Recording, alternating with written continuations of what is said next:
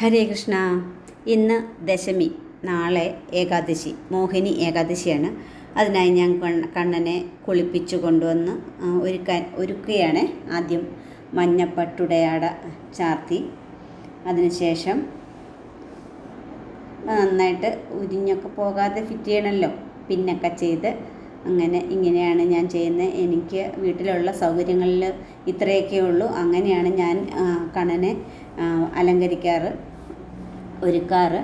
ഇനി കസവ് നേരിത് കൊണ്ട് തലപ്പാവ് ചാർത്തുകയാണ്. ഇങ്ങനെ മഞ്ഞപ്പട്ടുടയാട ചാർത്തി തലപ്പാവ് ചാർത്തി കണ്ണനെ ഒരുക്കുകയാണ് ഏകാദശിക്കായിട്ട്.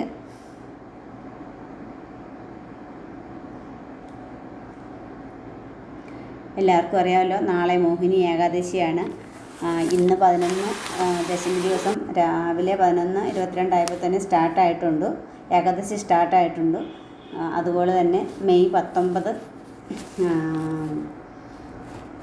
1:50 വരെയാണ് ഏകാദശി. അതിനുശേഷം പാരണ വീട്ടുന്നത് മെയ് 20-ാം തീയതിയാണ്. രാവിലെ ഒരു 6 മണി മുതൽ 10 മണിക്കിടയ്ക്ക് പാരണ വീട്ടേണ്ടതാണ്. അപ്പോൾ തലപ്പാവൊക്കെ ചാർത്തി കഴിഞ്ഞു. ഞാൻ മൈപ്പീലി ചാർത്തി. ഇനി എൻ്റെ കണ്ണന് ഗോപിക്കുറി വേണം. വളകൾ, കണ്ണൻ്റെ വളകളാണ് കേട്ടോ. ഞാൻ കണ്ണന് വളകൾ ചാർത്തിയാണ്. നല്ല വെള്ളി നിറത്തിൽ വെള്ളി വളകളാണ്. അത് കണ്ണന് കണ്ണ് കിട്ടാതിരിക്കാൻ കരിവളയുണ്ട്, മലർകൈയിൽ കരിവളയും ചാർത്തിയിട്ടുണ്ട്. ഇനി കണ്ണൻ്റെ ഓടക്കുഴൽ കണ്ണൻ്റെ കയ്യിൽ കൊടുക്കുകയാണ്. ഇനി ഗോപിക്കുറി ചാർത്തണം.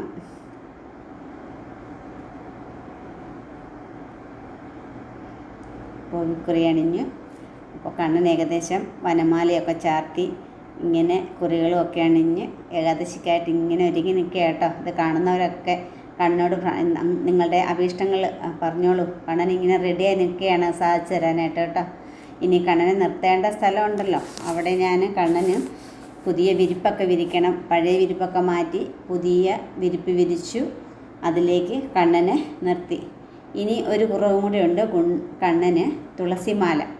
ഞാൻ ഇന്നേ തുളസി ഇലയെല്ലാം നുള്ളി വെച്ചിട്ടുണ്ട്. നാളെ ഏകാദശിയായിട്ട് തുളസി ഇല നുള്ളത്തില്ല, അതുകൊണ്ട് ആവശ്യമായ തുളസി ഇലയെല്ലാം ഞാൻ നുള്ളി വെച്ചിട്ടുണ്ട്. അതിൽ നിന്ന് ഒരു ചെറിയ മാല ഉണ്ടാക്കി നമ്മൾ കണ്ണന് ചാർത്തിയിട്ടുണ്ട്.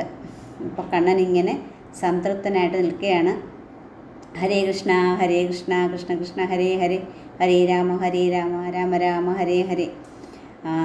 പ്രാർത്ഥിച്ചോളൂ കേട്ടോ, ഭഗവാൻ അനുഗ്രഹിക്കും. ഹരേ കൃഷ്ണ. എല്ലാവർക്കും ഭഗവാന്റെ അനുഗ്രഹം ഉണ്ടാകട്ടെ. അതുപോലെ തന്നെ മോഹിനി ഏകാദശി ആശംസകൾ.